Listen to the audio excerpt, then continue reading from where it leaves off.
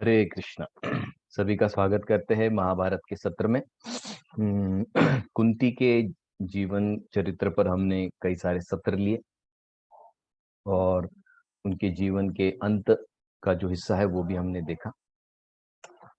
और उसके पश्चात पिछले सत्र में हमने ओवरकमिंग द डार्क साइड, ये न्यू ईयर स्पेशल हमने लिया। और उसके पश्चात कई भक्तों ने पर्सनल लेवल पर भी प्रश्न पूछे और कहा कि सेशन अच्छा रहा। और कई सारे उनके निजी प्रश्न थे, वो भी उन्होंने पूछे। तो ये बात अच्छी है कि आप सब लोग सेशंस को अप्रिशिएट करते हैं। लेकिन कहीं ना कहीं जब हम ये सुनते हैं तो उसे अप्लाई भी हमें हमारे निजी जीवन में करना है। आज ये एक प्रसंग हम आपसे शेयर करेंगे जो सभी लोग जानते हैं। ये कोई नया प्रसंग है ऐसी बात नहीं है, लेकिन हमें भी इस स्तर पर पहुंचना है किसी दिन, वरना कृष्ण भक्ति में हम उसी साधक स्तर पर रह जाएंगे। और जिसके लिए हम कृष्ण भक्ति शुरू करने के लिए आए हैं वो नहीं हो पाएगा। तो ये एक प्रसंग है महाभारत का जो बड़ा फेमस है, पॉपुलर है, जहां पर अर्जुन ये प्रतिज्ञा लेते हैं कि वो कौरव सेना का जो एक बहुत बड़ा सेनानी है या एक बड़ा योद्धा है, उसका कल वो वध कर देंगे। और उस दिन जब ये प्रतिज्ञा ली जाती है अर्जुन की, और अर्जुन कहते हैं कि अगर दूसरे दिन मैं तुम्हें मार नहीं दूंगा तो मैं अग्नि में प्रवेश कर लूंगा। तो ये प्रतिज्ञा लेकर फिर अर्जुन चले जाते हैं रात में। अब अर्जुन जब प्रतिज्ञा लेते हैं तो सबसे पहले टेंशन में एक व्यक्ति आते हैं, वो भगवान कृष्ण। तो भगवान कृष्ण को बहुत चिंता है कि अर्जुन ने तो ऐसी प्रतिज्ञा ले ली कि भाई अगर कल ये उस व्यक्ति को नहीं मार पाया सूर्यास्त से पहले, तो हम जानते हैं जयद्रथ के बारे में हम चर्चा कर रहे हैं। जयद्रथ को अगर नहीं मारेगा तो अर्जुन को शरीर छोड़ना पड़ेगा, और अर्जुन अगर शरीर छोड़ देता है तो महाभारत का युद्ध जीतना बड़ा मुश्किल हो जाएगा। क्योंकि भीम और अर्जुन ये दो ऐसे योद्धा थे जिस पर भगवान कृष्ण बड़ा विश्वास रखते थे कि इनके कारण महाभारत का युद्ध जीता जाएगा। और जब अर्जुन के विषय में चिंतन करते हुए भगवान कृष्ण रात में अपने तंबू से निकलते हैं और अर्जुन की तरफ बढ़ते हैं, अर्जुन के कैंप में जाते हैं। अर्जुन के कैंप में जब जाते हैं तो अर्जुन अपने तंबू में बड़े आराम से सोया है। अब अर्जुन अपने तंबू में आराम से सोया है तो भगवान कृष्ण को बड़ी चिंता होती है, अरे यार इसने तो प्रतिज्ञा ली और इसकी तो कोई तैयारी नहीं है। लेकिन अर्जुन की सबसे बड़ी जो तैयारी है उस स्थिति को हैंडल करने के लिए, वो ये है कि अर्जुन नींद में भी भगवान कृष्ण का नाम बोल रहा है। कृष्ण कृष्ण, अभी सोया है अर्जुन गहरी नींद में, और उस गहरी नींद में भी कृष्ण का चिंतन अर्जुन कर रहे हैं। तो ये वो स्तर है जहां पर हम सभी साधक पहुंचने में जुटे हुए हैं, और ये सक्सेस है। आध्यात्मिक जीवन का सक्सेस यही है कि हम भगवान कृष्ण का चिंतन निरंतर कर सके। लेकिन कैसे करें? जैसे पिछले सत्र में हमने ये मुद्दा लिया था कि हर व्यक्ति का डार्क साइड है ही है, आप इनकार ही नहीं कर सकते इसको।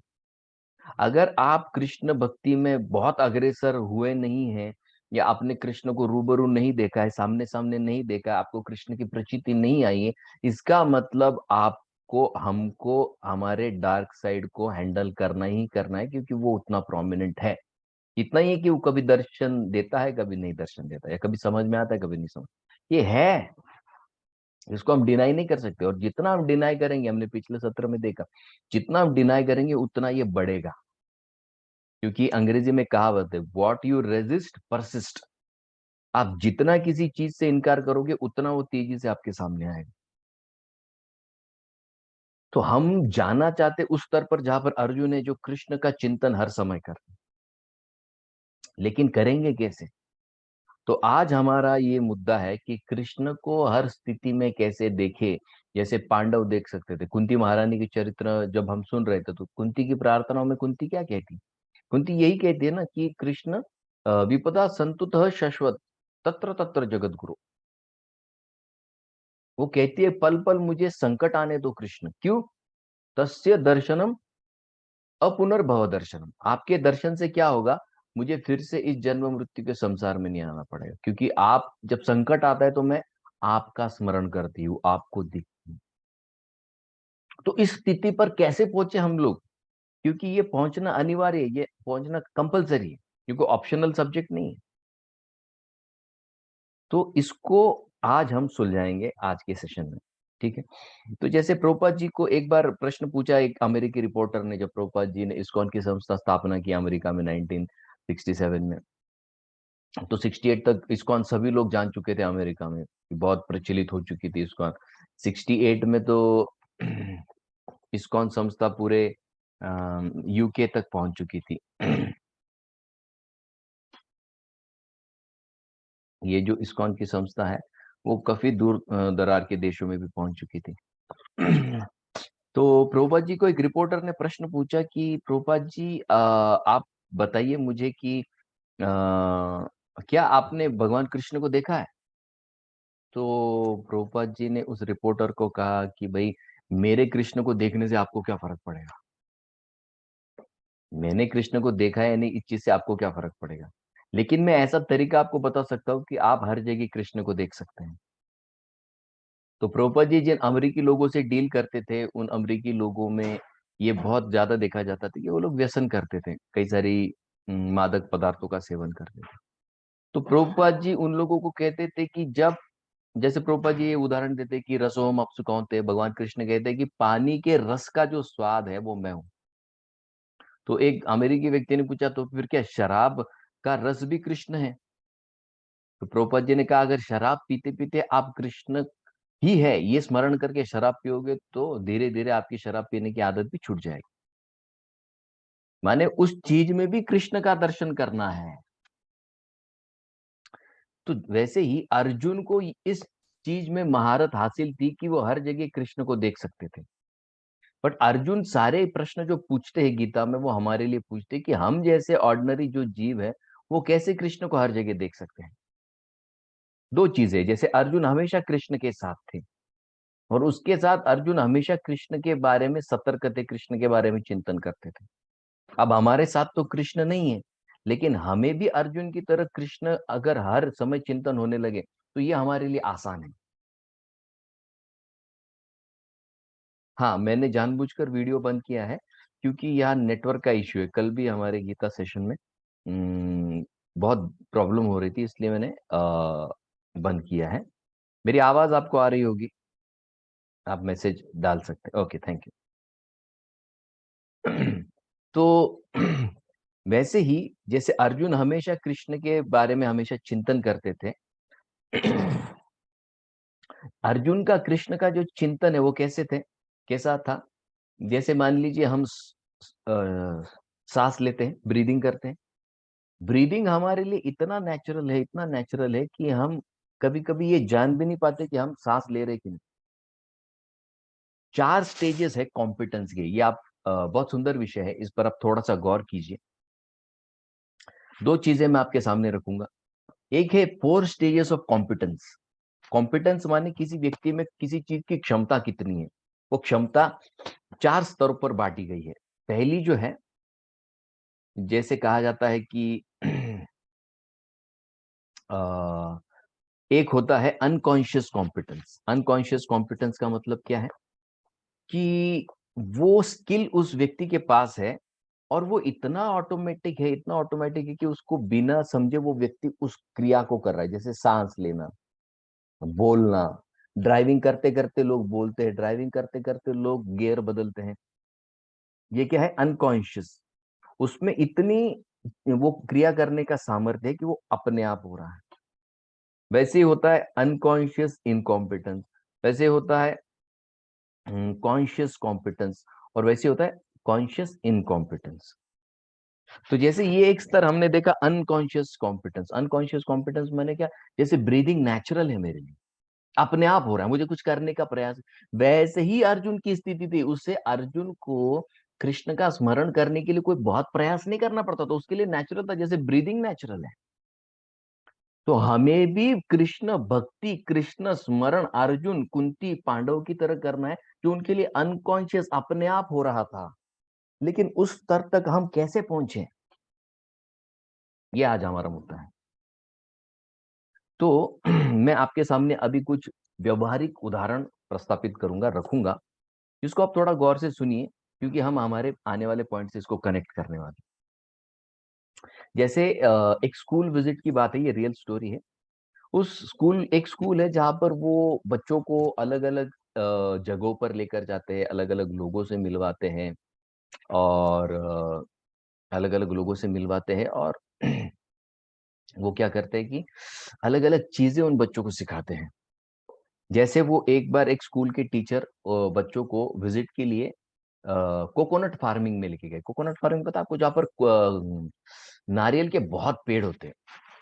तो वो नारियल के पेड़ है, वहां पर उनको लेकर गए, और लेकर जाने के पश्चात हम्म, फिर वो जो व्यक्ति है जिसकी ये खेती थी, उसने कहा कि देखिए बच्चों, ये जो नारियल का पेड़ इतना ऊंचा होता है, और इस पर चढ़ने का एक तरीका है। अगर आप 64 कलाओं के बारे में जानते होंगे, जो भगवान कृष्ण ने 64 दिन में सीखी, तो उसमें ये एक कला है कि पेड़ पर कैसे चढ़ना है। तो ये जो व्यक्ति है, अभी स्कूल के बच्चे इनको लेकर गए उस व्यक्ति के पास जो अभी सिखाएगा कि पेड़ पर, देखते ही देखते वो व्यक्ति तुरंत हार्डली मिनट भर के अंदर वो ऊपर चढ़ गया। सिर्फ ऊपर नहीं चढ़ा, उसने वहां से नारियल भी तोड़ा, नारियल तोड़ के वो व्यक्ति नीचे आया। तो सब बच्चे इतने अचंभित हो गए कि इतने कम समय में ऊपर गया, नारियल भी तोड़ कर लेकर आया, और उतने कम समय में नीचे उतरा। लेकिन खास बात क्या थी इस व्यक्ति के लिए, ये व्यक्ति जब चढ़ा और उतरा, तो जब चढ़ने से पहले और उतरने के पश्चात इस व्यक्ति ने उस पेड़ को छुआ, प्रणाम किया। अब जैसे इस व्यक्ति के लिए पेड़ पर चढ़ना, ये क्या, उसका अनकॉन्शियस कॉम्पिटेंस है। अनकॉन्शियस माने वो इतना प्रैक्टिस हो चुका है कि अपने आप चढ़ गया और अपने आप उतर गया। वैसे ही उस व्यक्ति ने क्या किया है, पेड़ पर चढ़ने से पहले और पेड़ पर से उतरने के बाद उसको, उस पेड़ को प्रणाम करना, ये भी उसके लिए क्या है, अनकॉन्शियस कॉम्पिटेंस। क्यों, क्यों अनकॉन्शियस कॉम्पिटेंस है? क्योंकि उस व्यक्ति का कहना था कि ये जो पेड़ है, ये पेड़ के जो फल है, ये फलों को बेचकर हम हमारी जीविका चलाते हैं। तो ये पेड़ हमारे लिए क्या है, भगवान का स्वरूप है, ये लक्ष्मी का स्वरूप है। माने उस पेड़ में भी वो व्यक्ति भगवत्ता देख रहा है, भगवत स्वरूप देख रहा है। और एक दूसरा उदाहरण आपको बताता हूँ, ये भी एक सच्ची घटना है। अब ऐसे यही स्कूल के एक बैच को दूसरी जगह लेकर जाया गया। कहां पर लेकर गए? आपने कभी देखा है शिप, भेड़, भेड़ है ना, शिप होती है ना, जिसके शरीर पर वूल आता है। आप जानते हैं? तो वो जो शिप होती है, भेड़ी होती है, तो उसका बहुत बड़ा झुंड था इस व्यक्ति के पास, बड़ी संख्या में। तो वो लोग क्या करते थे, इस गाय, सॉरी, इस भेड़ का वूल निकालते थे, शिप का वूल निकालते थे, और उस वूल को निकाल कर उसके धागे बनाते थे, और धागों को पिरोकर कई सारी चद्दरें बनाते थे। और इतनी सुंदर हैंडमेड वो चद्दरें थी, आप हाथ लगा कर देखो तो ऐसे लगता था कि कितना लिविंग है ये, कितना जीवित है ये ब्लैंकेट। तो उस व्यक्ति से जब वो टीचर ने पूछा, आप तो ये भेड़ बकरी पालते हैं, तो आप तो भेड़ बकरी को खाते भी होंगे, है कि नहीं? आप वो तो तो तब वो व्यक्ति, जिसको हम मराठी में कहते हैं ना धनगर लोग, धनगर माने वो भेड़ बकरी को लेकर जाते हैं, तो ये धनगर था। तो ये जो व्यक्ति को जब पूछा गया, तो आप इनको, आप मांस भी खाते होंगे? तो उन्होंने कहा नहीं, ये जो बकरी है, ये जो भेड़ है, ये जो शिप है, ये शिप हमारे लिए लक्ष्मी का स्वरूप है, लक्ष्मी का प्रतीक है। इसके लिए हम इसको नहीं खाते, कभी मारते नहीं है। सिर्फ साल में जब एक दिन दुर्गा पूजा होती है, तो दुर्गा जी के लिए एक बकरी का या एक भेड़ का हम क्या मांस चढ़ाते हैं, और उसे प्रसाद रूप में पाते हैं। उस भेड़ में भी, उस शिप में भी उन्होंने क्या देखा, भगवत्ता, डिविनिटी, दैवी कुछ देखा उन्होंने। देखिए, एक जानवर में दैवी तत्वों को देखना, उसके लिए बहुत प्रैक्टिस लगती है। तो इसका अनकॉन्शियस कॉम्पिटेंस क्या था, उसने उस जानवर में भी कुछ दैवी देखा। और एक उदाहरण मैं आपको बताता हूँ, ये एक रियल घटना है। ये आईआईटी के कुछ विद्यार्थी थे, तो मेटलर्जी डिपार्टमेंट के ये विद्यार्थी है आईआईटी के। अब ये जो विद्यार्थी है आईआईटी के, तो इनको मेटल्स कैसे बनाते हैं, इनको गर्म कैसे करते हैं, कौन से फायर में इसको कितने टेम्परेचर पर कब ये जलता है कब नहीं जलता है, ये सारी चीजें सिखाते हैं। तो उनके एक ग्रुप को क्या किया गया कि भाई जो पुराना तरीका है मेटल बनाने का वो कैसे होता है ये समझाने के लिए वो उनको एक लोहार के पास लेकर जाते हैं। और वो लोहार के पास जाते समय वो भी अपने लैब के कुछ सैंपल्स लेकर गए। लोहे के जो भी सैंपल्स उसके थे, आयन के, तो वो लेकर गए और फिर उन्होंने बच्चों को दिखाया कि ये ब्लैक स्मिथ होता है, इसके पास वो एक भट्टी होती है जिसमें वो लोहा डालता है, और ये अग्नि सारी चीजें दिखाई। तो फिर उस लोहार को बताया गया कि देखो ये तुमने बनाया हुआ प्रोडक्ट है और ये हमारे लैब में बनाया हुआ मेटलर्जी लैब का प्रोडक्ट है। तो जैसे ही उस लोहार ने उस मेटल के पदार्थों को, उस मेटल के चीज को हाथ में लिए, तो उसने कहा ये आपने जो बनाया ना ये से डेड फायर पर बनाया है। माने आपकी जो अग्नि है वो मरी हुई अग्नि है, इसलिए आपके धातु में और मेरे धातु में अंतर देखिए। तो वो आईआईटी का टीचर शॉक हो गया कि अरे ऐसे कैसे बात कर सकते हो तुम, हमारे लैब में बनाया, आईआईटी के लैब में बनाया है तो ये बेस्ट ही होगा। तो उसने कहा कि आप इसको लेकर जाइए और आप इस पर कुछ रिसर्च कीजिए और मुझे बताइए कि क्या मैंने जो बनाया है वो ज्यादा अच्छा है कि आपने बनाया। तो वो टीचर वाकई में उसका भी सैंपल लेकर गए और उनका तो सैंपल पाए। तो उन्होंने जब उसका लैब टेस्टिंग करवाया, तो जो लोहार की भट्टी में जो इंस्ट्रूमेंट बना था उसका क्वालिटी बहुत ज्यादा सुपीरियर था। तो फिर वो टीचर पूछने लग गया उस लोहार को कि भैया ऐसी क्या खास बात है तुम्हारे इस भट्टी में। तब वो लोहार कहता है कि साहब, आपके लैब में जो फायर है, आपके लैब लैब में जो अग्नि है वो अग्नि मरी हुई है। तो दो तरह के फायर होते हैं, एक लिविंग फायर होता है, एक डेड फायर होता है। और लिविंग फायर पर जब आप कोई चीज बनाते हो तो उससे उस चीज का, उस पदार्थ का क्वालिटी बहुत ज्यादा बढ़ जाता है। मॉडर्न साइंस को तो सिर्फ 5 प्रकार की अग्नि पता है, वो लोहार बता रहा था कि कम से कम 15 से 20 तरह के अग्नि होते हैं।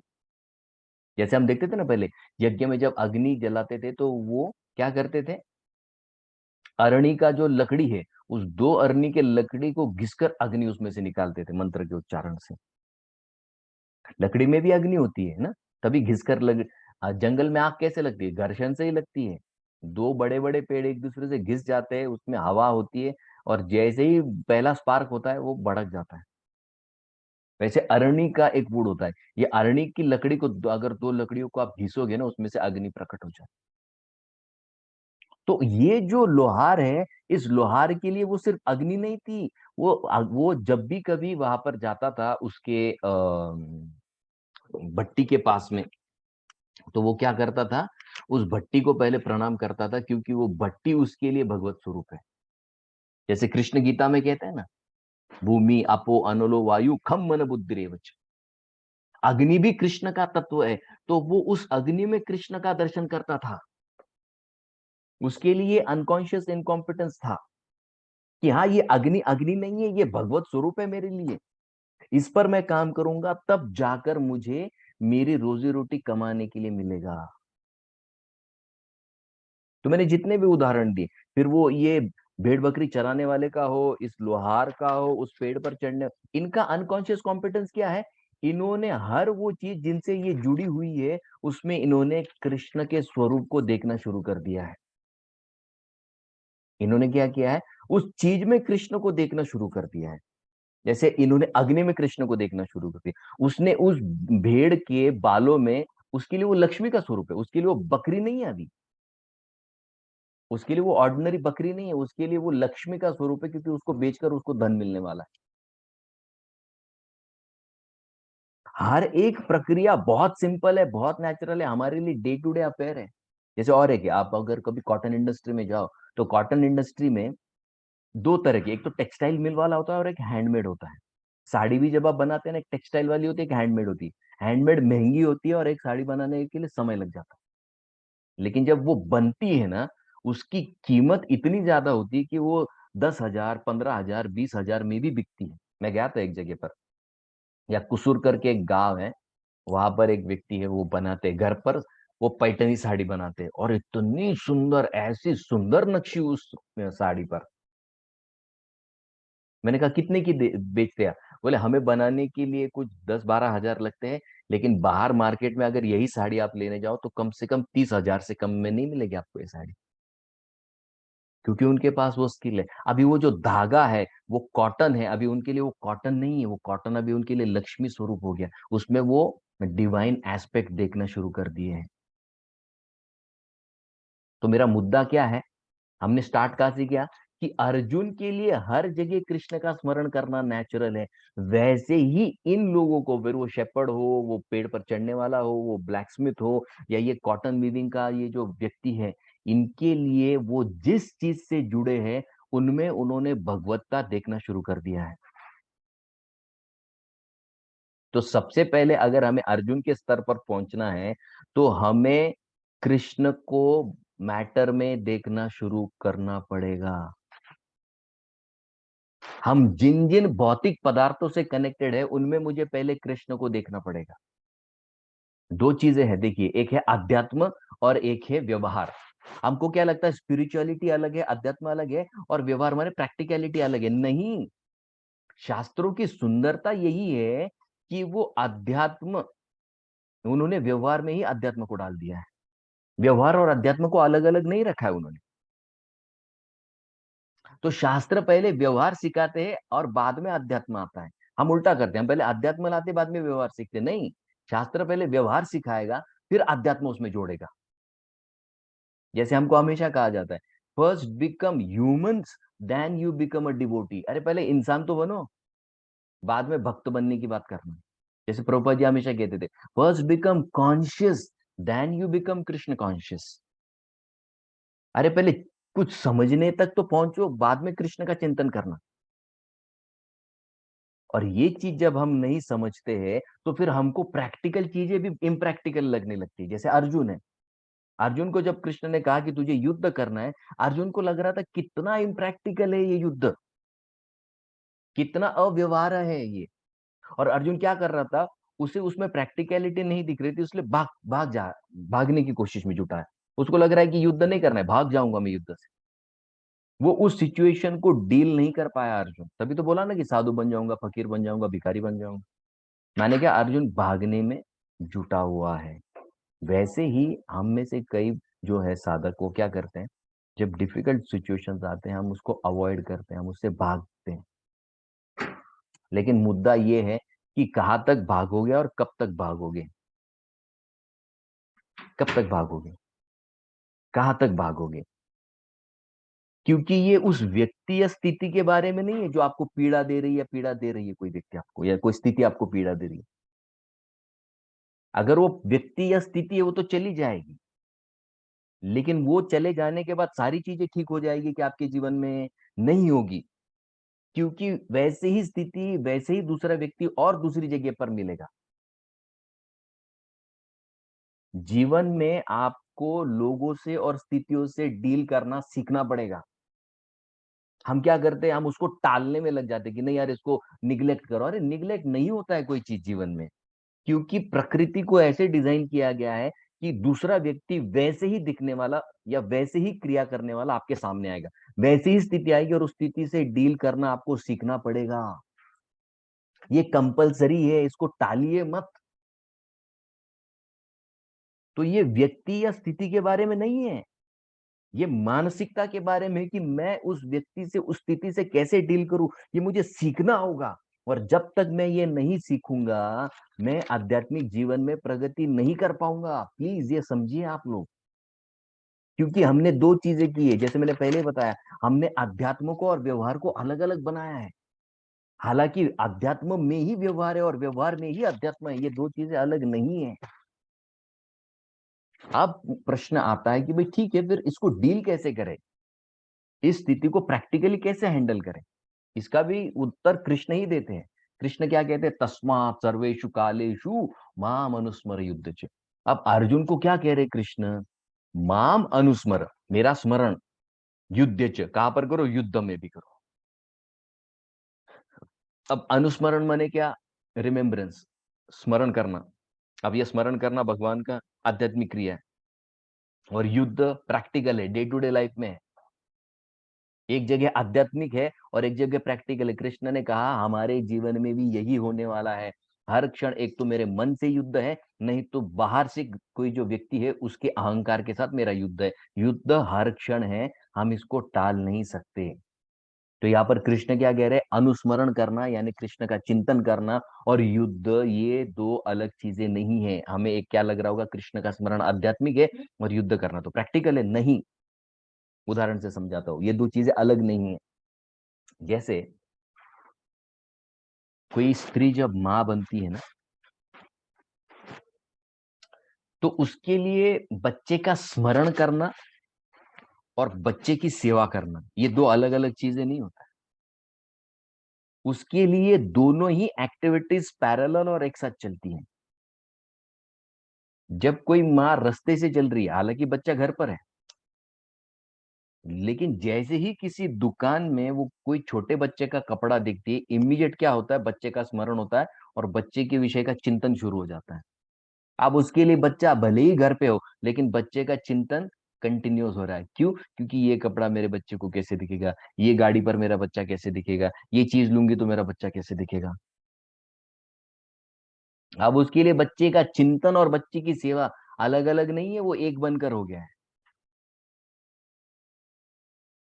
उसी तरीके से अर्जुन को क्या कहा जा रहा है, माम अनुस्मर यानी आध्यात्मिक भाग और युद्ध मेरी डे टू डे की लड़ाई, ये दो अलग चीजें नहीं है। अध्यात्म और व्यवहार एक ही चीज है। व्यवहार में अध्यात्म को जोड़ दो तो वो दैवी बन जाता है। क्योंकि हर व्यक्ति का डे टू डे युद्ध है। किसी का छोटा है, किसी का बड़ा है, लेकिन है। हमें क्या लगता है कि हमारा ही युद्ध इतना बड़ा है, मेरा मन मुझे तकलीफ देता है, मेरे पति, मेरे पत्नी, मेरे बच्चे, मेरे ऑफिस वाले मुझे इतना तकलीफ देते हैं। एक बार शिक्षा सिस्टम प्रोजी बता रहे थे कि वो बॉर्डर पर गए थे बाकी कुछ ब्रह्मचारियों के साथ। तो जब बॉर्डर पर गए तो वहां पर उन्होंने सोल्जर्स के लिए एक प्रोग्राम किया। हम्म, और फिर उसके बाद कुछ गपशप हुई और वो जो सोल्जर थे, सैनिक थे, उनसे गपशप करते करते उन्होंने पूछा उनको कि भाई आपका शेड्यूल क्या होता है, आप कैसे दिन बिताते हैं आपका, आप कितना घंटा सोते हैं, आप कैसे खाते हैं, क्या करते हैं। तो उनको जब पूछा गया कि आप कितना घंटा सोते हैं, तो वो कहते हैं अगर मैं हमें 4 घंटा, कितना, सिर्फ 4 घंटा अगर सोने के लिए मिल जाए तो हमारे लिए ये लग्जरी है। कितना घंटा? 4 घंटा अगर सोने मिल जाए तो हमारे लिए लग्जरी है। और वो कहते हैं जब हम हमारे रूम से बाहर निकलते हैं तो हमको इस बात की श्योरिटी नहीं होती कि रात को मैं जिंदा वापस आऊंगा कि नहीं। और उसके ऊपर ऐसे भी नहीं कि उनको सांत्वना देने के लिए या कोई उनको साहस धाड़स देने के लिए उनका कोई निकट का संबंधी है वहां पर, नहीं। लेकिन देखिए, ये सोल्जर के भी दो एस्पेक्ट्स हैं। ये सोल्जर बड़ा घातक भी हो सकता है, लेकिन यही सोल्जर माँ से भी ज्यादा प्रेम करने वाला हो सकता है। ये घातक कब होता है, जब टेररिस्ट है ना, कितनी गोलियां बरसाएं, ये चिंदी चिंदी कर देते वो टेररिस्ट को। कोई कहता कितना क्रूर है ये। लेकिन यही व्यक्ति, यही सैनिक जब रेस्क्यू ऑपरेशन में उतरता है तो उस रेस्क्यू ऑपरेशन में जुड़े हर एक व्यक्ति को किसी माँ से भी ज्यादा प्रेम से बाहर निकलता है। एक ही व्यक्ति है लेकिन दो साइड है। वैसे ही अध्यात्म और व्यवहार अलग अलग नहीं है। जैसे ये सोल्जर के साथ इसका क्रूरता भी और इसका अफेक्शन भी दोनों एक ही साथ जुड़े हुए हैं। प्रैक्टिकल है। हम्म। उसी तरीके से हमको भी क्या करना है, हमारे दैनंदिन जीवन के जितने सारे युद्ध है, हमको उसे ठीक से डील करना सीखना है, उससे भागना नहीं है। क्योंकि भागोगे तो व्यक्ति और वो परिस्थिति शायद बदल सकती है, लेकिन दूसरा व्यक्ति और दूसरी परिस्थिति वापस आने ही वाली है। और जैसे अगर ये सैनिक बता रहे थे, वो बता रहे थे कि अगर आप आपकी ड्यूटी से चूक गए, आप अगर आपकी ड्यूटी से भाग गए ऐसे समय में, कठोर प्रसंग में जहां पर डिफिकल्टी है, तो आपको कोर्ट मार्शल होता है। कोर्ट मार्शल समझते हैं? कोर्ट मार्शल जैसी, माने जैसे यहाँ पर किसी को सूली पे लटका दो ना, वैसे उनके लिए होता है कि सबके सामने उनके बैचेस उतारे जाते हैं। उनके लिए वो इतना भयंकर होता है कि मान लो यार तुम गर्दन काट दो लेकिन मेरा बैच मत उतारना। सारे यूनिट के सामने उनके बैच तलवार से काट कर नीचे फेंक, काट कर निकाल दिए जाते हैं। तो वो बता रहे थे कि लॉ जो है ना, आप भाग नहीं सकते, क्योंकि लॉ, लॉ माने लो आपको फॉलो करना है, आपको नियम का पालन करना है, और अगर अपने नियम तोड़ा तो उसके लिए और ज्यादा दंड है। जैसे वो बता रहे थे कि एक बार की बात है, इंडिया पाकिस्तान के बॉर्डर पर आ, उन्होंने देखा कि टेररिस्ट बहुत पास में है उनके कैंप से।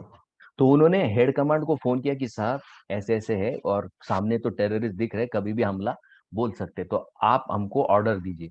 तो उन्होंने कहा कि देखो मुझे ऊपर मेरे अथॉरिटी को पूछना पड़ेगा, तब मैं आपको ऑर्डर दे सकता हूँ, वरना मुश्किल है, तुम रुकना। तो उन्होंने देखा कि ये टेररिस्ट पास पास आते जा रहे हैं, अब तब तक इनका ऑर्डर आया नहीं। तो इनको क्या लगा कि पोस्ट बचाना ज्यादा इंपॉर्टेंट है, ऑर्डर जब आएगा तब आएगा। तो ऑर्डर आने से पहले इन्होंने क्या किया, धावा बोल दिया, टेररिस्ट को वही मार दिया और वापस आए। और ये जब वापस आए तो वो जो ऑफिसर थे, तो ऑफिसर को पता चल गया कि ऑर्डर आने से पहले इन्होंने टेररिस्ट को मार दिया। अब टेररिस्ट को मारना और पोस्ट को बचाना, भारत की सीमा की रक्षा करना तो बहुत बड़ी बात है कि नहीं। तो अब उनको तो परमवीर चक्र मिलना चाहिए, उनको परमवीर चक्र नहीं मिला, उनका कोर्ट मार्शल हो गया। पूरे उस पोस्ट पर जितने सैनिक थे जो लड़ने के लिए गए टेररिस्ट थे, उन सबका कोर्ट मार्शल हो गया। क्यों? क्योंकि तुमने नियमों का पालन नहीं किया है। चक्र नहीं मिला उनको, कोर्ट मार्शल हो गया सबका, पूरे यूनिट का। तो मुद्दा क्या है कि जब व्यक्ति दो चीजों को अलग अलग देखता है, अध्यात्म को अलग देखता है और प्रैक्टिकलिटी को अलग देखता है, तो फिर वो ऐसे सिचुएशन को अटक जाता है। जैसे ये सैनिक थे, इनको क्या लगा प्रैक्टिकल क्या है, सैनिक पे अटैक करो, और लॉ एंड ऑर्डर अलग है। नहीं, लॉ एंड ऑर्डर ही उनके लिए प्रैक्टिकलिटी है। तो गीता में या महाभारत में दो चीजें बहुत इंपॉर्टेंट है, एक है तत्व और दूसरा उस तत्व का अनुभव। और उस तत्व का अनुभव आता है डेली एक्टिविटीज से। कौन सी डेली एक्टिविटीज है? जैसे कृष्ण गीता में कहते हैं 9वें अध्याय में, यत करोषि यद अश्नासी यद जुहोषि ददासी यत यत तपस्यसि कौन्तेय तत्कुरुष्व मदार्पणम। कृष्ण क्या कह रहे हैं? जो भी करो, यत करोषि मेरे लिए करो, यद अश्नासी जो भी खाओ मुझे भोग लगा के खाओ, जुहोषि जो भी किसी को दोगे, ऑफर करोगे, मुझे ऑफर करके दो, ददासी किसी को दान देना चाहते हो मेरे नाम से दो, तपस्यसि तपस्या करने मुझे प्राप्त करने के लिए करो, तत्कुरुष्व मदार्पणम मुझे अर्पण करके ये सारी चीजें करो। हमें भी अगर अर्जुन के स्तर पर पहुंचना है ना, तो ये जितनी practical day to day activities है, इसको हमें कृष्ण के साथ जोड़ना है, इतना आसान है। डायरेक्ट अर्जुन के स्तर पर जहां पर निरंतर मुझे कृष्ण का चिंतन हो रहा है, ऐसे नहीं होगा, ऐसे नहीं होगा। ये जो मेरी day to day practical activities है, इसमें मुझे पहले कृष्ण को अनुभव करना होगा। यत करोषि जो भी काम में करता हूं उसमें कृष्ण का अनुभव कीजिए। यद अश्नासी जो भी खाते हैं तो खाते समय कृष्ण को स्मरण करने की कोशिश में जुट जाइए। यद जुहोषि किसी को मदद करते तो कृष्ण को स्मरण करके मदद कीजिए। किसी को दान देते हैं, कृष्ण को याद करके दान दीजिए। इन छोटी छोटी डे टू डे एक्टिविटीज में कृष्ण को देखना सीखिए, कृष्ण का अनुभव करना सीखिए। जब एक दिन हम इसको रोज रोज करेंगे, हर छोटी छोटी क्रिया जो मैं करता हूँ, जब मैं कृष्ण से कनेक्ट करने की आदत में जुट जाता हूँ, तो फिर ये मेरा क्या होता है, अनकॉन्शियस कॉम्पिटेंस बन जाता है। अनकॉन्शियस कॉम्पिटेंस माने क्या? जैसे ड्राइविंग करता है, वो ड्राइविंग ऐसे करते हैं उसको लगता है कुछ नहीं, डे टू डे एक्टिविटी। वैसे ही जब मैं हर छोटी एक्टिविटीज कृष्ण से जोड़ देता हूँ, तो कृष्ण का स्मरण करना और अध्यात्म करना ये मेरे लिए अलग नहीं हो जाता है, वो क्रिया ही मेरे लिए आध्यात्मिक बन जाती है। वो खाना ही मेरे लिए प्रसाद सेवन करना हो जाता है, वो ऑफिस जाना ही मेरे लिए कृष्ण की सेवा हो जाता है। नहीं तो क्या होगा, अगर ये कनेक्शन हम नहीं देख पाएंगे, तो फिर आप भले ही मंदिर में कृष्ण के साथ रहो, आपको कृष्ण नहीं दिखने वाले और कृष्ण भी नहीं मिलने वाले आपको। जैसे प्रभुपाद जी हमेशा ये उदाहरण देते थे, एक एक पुजारी था बंगाल में। तो पुजारी को कोई लेन देन नहीं था, वो दिन भर मंदिर में रहता था। तो कई सारे जो भाविक आते थे, तो वो कृष्ण के लिए वहां पर शालिग्राम जी थे उनके मंदिर में, तो शालिग्राम के लिए भोग लाते थे। तो कई लोग बादाम लाते थे। अब आप जानते हैं कि बादाम जो है वो पहले के जो बादाम थे वो इसमें आते थे, पूरे वो कवरिंग में आते थे। तो ये पुजारी क्या करता था, जब भोग लगा के चले जाते थे ना, ये वो शालिग्राम को उठाता था और बादाम को फोड़ता था। क्योंकि उसको बादाम खाना है, तो बादाम फोड़ने के लिए शालिग्राम इतना, तो प्रभुपाद जी उसको कहते बादाम भांगी शालिग्राम, माने बादाम फोड़ने के लिए वो शालिग्राम का इस्तेमाल करता था। अब वो साक्षात भगवान है, अब वो साक्षात भगवान का इस्तेमाल किसके लिए कर रहा है, खुद के पेट को भरने के लिए। क्यों? क्योंकि कनेक्शन नहीं देख पा रहा है ना हर चीज में। अब जैसे हम सदन कसाई की स्टोरी सुनते हैं।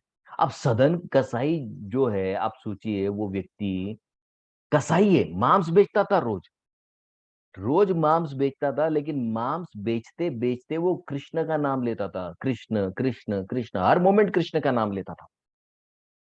एक जगह वो मांस काट रहा है और दूसरी जगह कृष्ण का नाम ले रहा है। और किससे तोलता था? वो शालिग्राम से तोलता था। और जब एक साधु आकर कहते कि अरे भैया ये तो शालिग्राम है, तुमने इसको तो मटन मच्छी में रख दिया, तो उसको इतना बुरा लगता है कि बाप रे, मैंने भगवान की इतनी गलत सेवा की, तो उस दिन से वो मांस बेचना छोड़ देता है।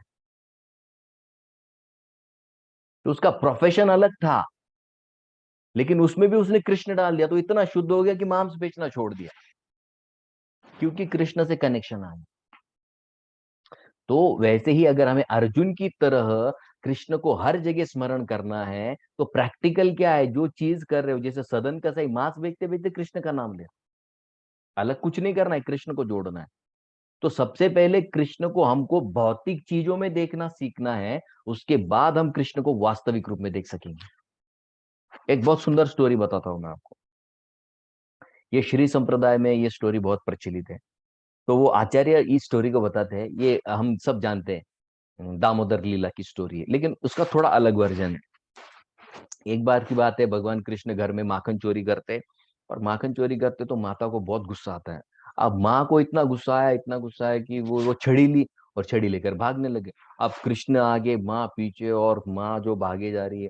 तो कृष्ण देखता भैया इससे बचना है तो क्या करना पड़ेगा, यहाँ से भागना पड़ेगा। तो एक दीवार आती है, तो दीवार पर कृष्ण चढ़ जाते और दूसरी साइड में जंप कर देते, मैंने उनके कोर्टयार्ड से बाहर जंप कर देते। अब माँ तो उनकी बहुत भारी भरकम थी, हेल्दी थी एकदम, उसको तो जंप करना आया नहीं, तो वो गेट से निकली। और तब तक कृष्ण आगे भाग रहे। कृष्ण आगे भागे तो एक बहुत बड़ा मैदान आया, मैदान में उन्होंने देखा कि एक व्यक्ति बहुत बड़ा मटका लेकर आ रहा है। काफी बड़ा मटका था उसके पास, वो दही दूध मक्खन के लिए जो इस्तेमाल करते, तो मथुरा से आ रहा था बेचकर। तो वो वापस आया, तो कृष्ण ने उस व्यक्ति को बोला, देखो मेरी माँ मेरे पीछे पड़ी है और छड़ी लेकर आ रही है, उसने आज दुर्गा का रूप लिया है, वो आज मुझे बहुत मारेगी, तो तुम क्या करो, मुझे बचाओ। अरे बोले कैसे बचाऊंगा? बोले देखो तुम क्या करो, तुम मुझे इस मटके में छुपा दो। बोले तुम्हारी माँ पूछेगी कि कहा मेरे कोई बच्चे को देखा है यहाँ पर? तो कृष्ण उस व्यक्ति को कहते हैं कि अगर मेरी माँ आए ना तुम्हारे सामने, तो उसको बोलना कि मैं तुम्हारे बच्चे को कैसे पहचानूं, बस इतना ही बताना। फिर जब तुम ये पूछोगे कि मैं तुम्हारे बच्चे को कैसे पहचानूं कि कौन सा बच्चा है आपका, मैंने तो कई बच्चों को देखा, आपका बच्चा कैसा है, तो जब वो मेरे बारे में, मेरे रूप को, मेरे गुणों को वर्णन करेगी, अपने आप उसका गुस्सा छूट जाएगा। तो बाबा समझ जाते कि भाई क्या बोला कृष्ण ने। ठीक है, बोले छुप जाओ मेरे मटके में, तो बड़ा मटका, तो कृष्ण अंदर चले जाते हैं और ये वहां वहीं पर बैठे रहते हैं। इतना बड़ा ग्राउंड है। तो यशोदा माँ आती है और वो उस बाबा को पूछती, तूने मेरे बेटे को देखा?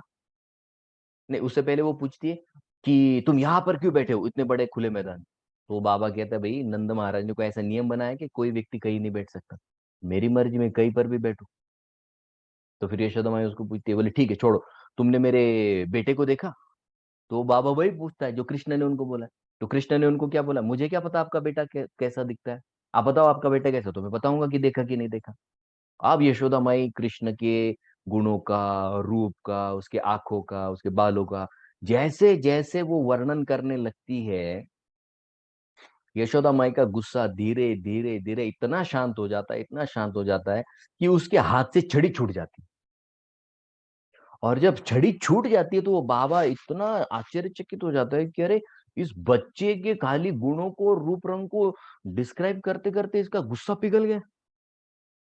और जब छड़ी छोड़ देती है तो यशोदा माई को इतना बुरा लगता है, वहां से वो जगह छोड़कर घर पर वापस चली जाती है कि क्या मैं मेरे बच्चे के पीछे पड़ गई। अब क्या हुआ कि ये जो बाबा थे उन्होंने वो मटके को ऊपर से ढक दिया था, क्योंकि यशोदा माई को पता चल जाए, ऊपर से बांध दिया था। अब कृष्णा को जब पता चला कि यशोदा माई चली गई, तो ये वो बाबा को बोलते हैं, हाँ तो बाबा चली गई, बोले हाँ चली गई। अच्छा, बोले खोलो अभी ये मटका खोलो। तो वो बाबा बाहर है, अभी कृष्णा अंदर मटके में, हाँ। तो वो बाबा बोलते हैं, यार तुमने मुझे बताया, ये बात तो बताई थी कि जब तुम मेरी माँ मेरे गुणों का वर्णन करेगी तो उसका गुस्सा चला जाएगा, लेकिन तुमने ये तो नहीं बताया कि तुम्हारे गुणों को सुनकर मेरा अज्ञान चला जाएगा। और जब कृष्ण ये सुनते हैं कि अरे बाबा इसका तो अज्ञान चला गया, तो कृष्ण भी डर जाते। तो वो बाबा बाहर से कहते, अब मैं समझ गया कि तू कोई ऑर्डिनरी व्यक्ति नहीं है, तू होगा तो निश्चित रूप से भगवान ही होगा। तो अब कृष्ण और उस बाबा में बार्गेनिंग चालू हो गया। अब कृष्ण अंदर से चिल्ला रहे, मुझे निकालो मुझे निकालो। तो बाबा बाहर से बोलता है, हाँ मैं निकालूंगा तुमको, लेकिन तुमको मुझे आश्वासन देना पड़ेगा। बोले क्या? कि तुम मुझे इस भौतिक बंधन से इसी जन्म में निकालोगे। तो अब कृष्ण गए अटक। वो बोले ठीक है, मैं तुमको निकाल दूंगा, लेकिन तुम मुझे यहाँ से निकालो क्योंकि मुझे घुटन हो रही। अब बाबा बोले पहले प्रॉमिस करो। बोले हाँ हाँ पक्का प्रॉमिस, तुम मुझे यहाँ से पहले निकाल। तो बाबा भी होशियार है, तो बाबा फिर बाहर से बोलता है, बोले तुम मुझे तो निकाल दोगे, लेकिन मेरे परिवार वालों का क्या होगा? तो कृष्ण फिर समझ गया कि अब ये तो बार्गेन बढ़ा रहा है। तो कृष्ण बोलते हाँ हाँ, तुम्हारे परिवार वालों को भी छुड़वा दूंगा, इस भौतिक बंधन से निकाल दूंगा, तो पहले मुझे बाहर निकाल। तो बाबा और चालू होता है। बाबा बोलते ठीक है, मैं गांव में जाऊंगा तो सारे गांव वाले लोग कहेंगे कि अरे तुम तो भौतिक बंधन से मुक्त हो गए, तुम कितने स्वार्थी हो, तुमने तो खुद के बारे में सोचा, हमारे बारे में तो सोचा ही नहीं। तो तुमने हमारे बारे में क्यों नहीं सोचा, इसका मैं क्या जवाब दूंगा? अब कृष्ण समझ गए कि भैया ये तो गांव वालों की भी सिफारिश कर रहा है। तो कृष्ण बोले हाँ हाँ, तुम्हारे गांव वालों को भी हटा दूंगा, उनको भी बंधन से मुक्त करा दूंगा, तुम पहले मुझे यहाँ से बाहर निकाल। तो अब बाबा उसको प्रश्न पूछते हैं। क्या प्रश्न पूछा? अभी बाहर नहीं निकाला। तो बाबा उसको पूछते हैं कि कृष्ण बताओ कि तुम्हारे मुक्ति का कारण कौन है? कृष्ण बोला तुम, क्योंकि तुम मुझे छुड़वाओगे। बोले नहीं मैं नहीं, ये मटका तुम्हारे मुक्ति का कारण है। बोले हाँ बराबर है, मटके में जाता ही नहीं तो निकलने की बात ही नहीं आती। बोले हाँ, मेरे मुक्ति का कारण मटका। तो बाबा फिर पूछता है कि मेरे मुक्ति का कारण कौन है? तो कृष्ण कहते तुम्हारे मुक्ति का कारण भी तो यही मटका है, क्योंकि ये मटका नहीं होता तो तुम मुक्ति की बात नहीं करते, क्योंकि मैं उसमें नहीं अटकता और तुम मुक्त होने की बात नहीं कर। हाँ, तो तब कृष्ण समझते हैं कि ये व्यक्ति कितना चतुर है। और कृष्ण फिर उनको कहते हैं, बहुत सुंदर मुद्दा है। कृष्ण अब वो बाबा कृष्ण बाबा जो है कृष्ण को बाहर निकालते हैं, और जब कृष्ण बाहर आते हैं तो इतना खुश हो जाते हैं, वो बाबा को कहते हैं तुमने मुझे बहुत सुंदर बात समझाई। बोले ये मटका हम दोनों के मुक्ति का कारण बन गया। तो बोले जब तुम भगवत धाम आओगे वापस मेरे पास, तो तुमसे पहले ये मटका वहां पहुंचेगा, और ये मटका तुमसे पहले मेरी सेवा में लग चुका होगा, क्योंकि मैं इसमें माखन रखकर माखन उसमें खाऊंगा।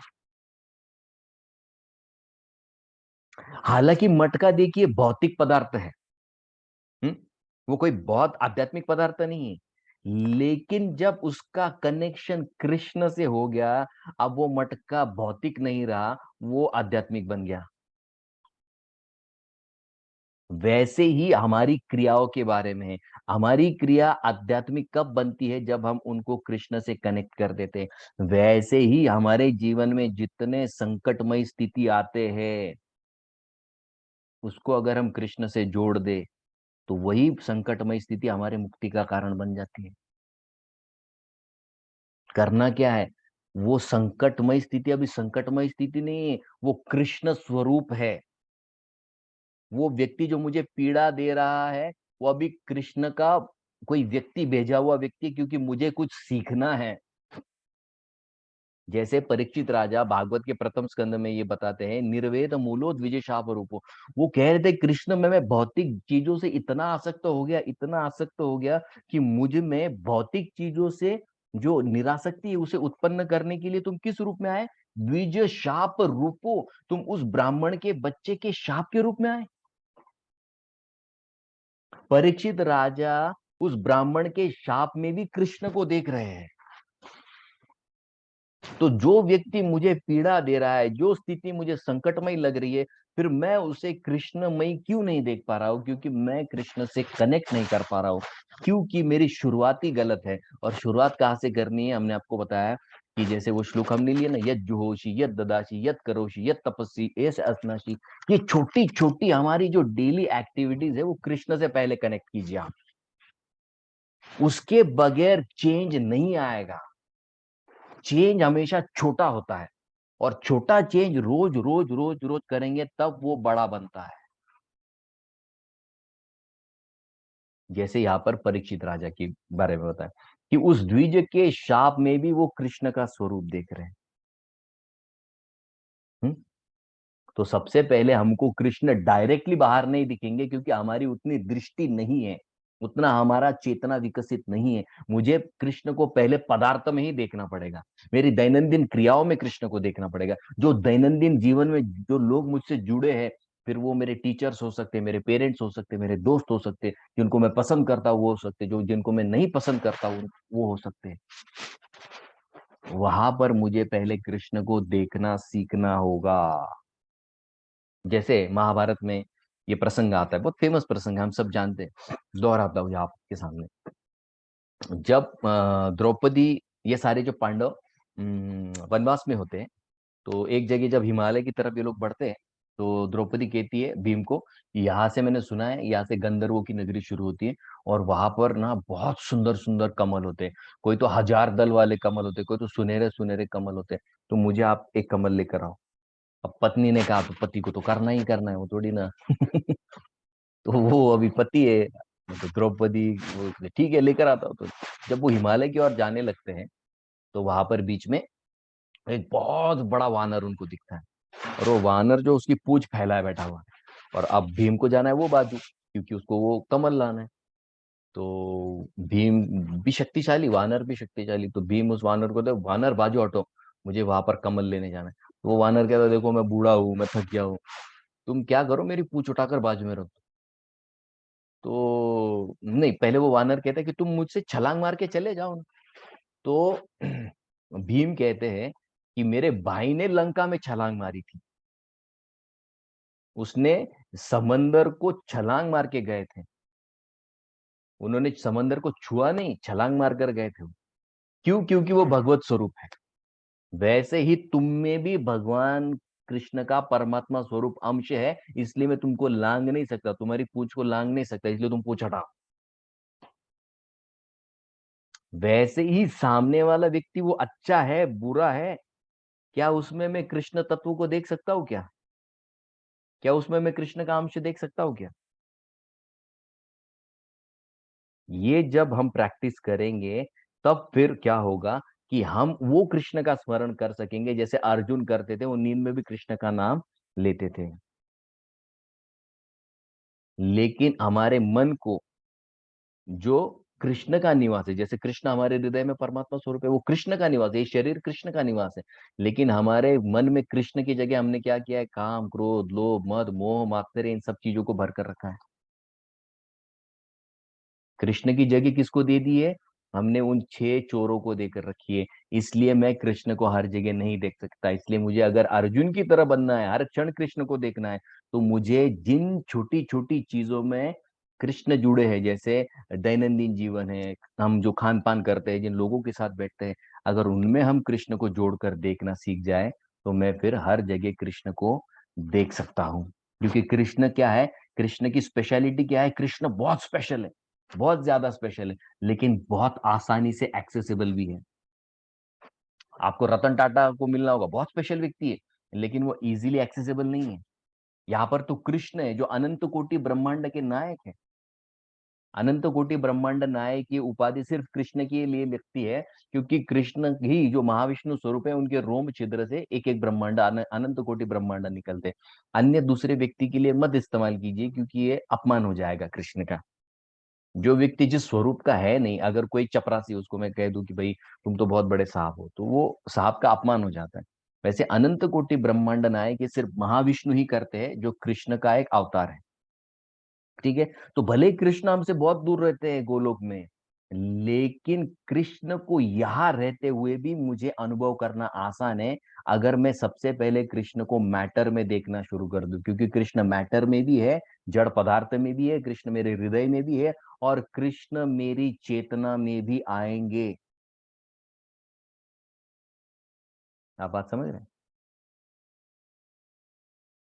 तो जब आपसे आगे मैं किसी भौतिक पदार्थों को देखूं, तो उसमें भी मुझे कृष्ण को देखना सीखना है। जैसे एक बार की बात है, सुबह सुबह जब हम लोग 4 साढ़े 4 बजे उठते हैं, तो घाई घाई होती है ना, 5 बजे अटेंडेंस लगाना है मंदिर में।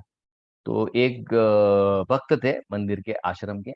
तो उनको बहुत थोड़ा सा लेट उठे, तो भागा दौड़ी चालू थी। तो उन्होंने क्या किया, वो अभी बकेट की तो लाइन लगती है, तो उन्होंने क्या किया, बकेट इतना दूर कौन जाएगा, दांत भी घिसना है, और उन्होंने क्या किया, अपने पैर से बकेट को लात मार दी, भाई लाइन में लग जाएगी बकेट।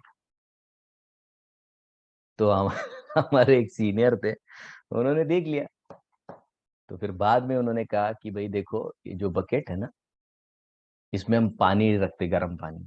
वो गर्म पानी से हम नहाते हैं, नहाते हैं उसके बाद फ्रेश कपड़े पहनते हैं, फ्रेश कपड़े जब पहनते हैं तो भगवान की पूजा कर सकते हैं। तो भगवान की पूजा अगर करनी है, तो सबसे पहले क्या जरूरी है मेरे लिए, बादली। माने बादली में भी तुमको कृष्ण को देखना होगा। माने तुमने जब बादली को लात मारी, तो तुमने बादली को नहीं मारी, क्योंकि वो अगर कृष्ण स्वरूप देखोगे, तो तुमने कृष्ण को पैर मारा है। तो ये जो कनेक्शन है, हम तभी देख पाएंगे जब पहले जड़ पदार्थ में हम कृष्ण शक्ति का अनुभव करेंगे। फिर वो जड़ पदार्थ नहीं रहेगा, धीरे धीरे वो मेरे लिए कृष्णमय हो जाएगा। वैसे ही जो लोग मेरे जीवन में डिफिकल्टीज उत्पन्न करते हैं या बहुत कठोर प्रसंग उत्पन्न करते हैं, मुझे भी उन्हें कृष्ण से कनेक्टेड ही देखना होगा। जैसे भागवत के सप्तम स्कंद में ये हिरण्यकशिपु का उदाहरण आता है। हिरण्यकशिपु को जब मार दिया, तो वहां जो भक्त खड़े थे, वो जब हिरण्यकशिपु की तरफ हाथ कर रहे थे, तो वो नरसिंह देव को कह रहे थे, ये दैत्य नहीं है, ये तो आपका भक्त है, जय विजय।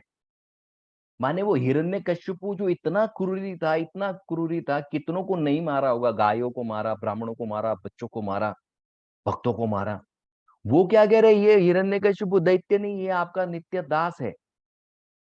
वैसे ही कृष्ण गीता में कहते हैं, ममय वांशु जीवलोकी जीव भूत सनातन। हर जो जीव यहाँ पर है इस पूर्ण ब्रह्मांड में, वो कृष्ण का ही है, अन्य दूसरे किसी का नहीं है। तो उस व्यक्ति में भी जब मैं कृष्ण का अंश देखता हूं, और उस अंश से कैसे डील करना ये समझ लेता हूं, तो फिर आगे चलकर निश्चित रूप से अर्जुन की तरह मुझे भी हर जगह पर कृष्ण को देखना आसान हो जाएगा। ठीक है। हरे कृष्ण। शिल प्रभुपाद की जय। ओके। तो किसी का कोई प्रश्न है?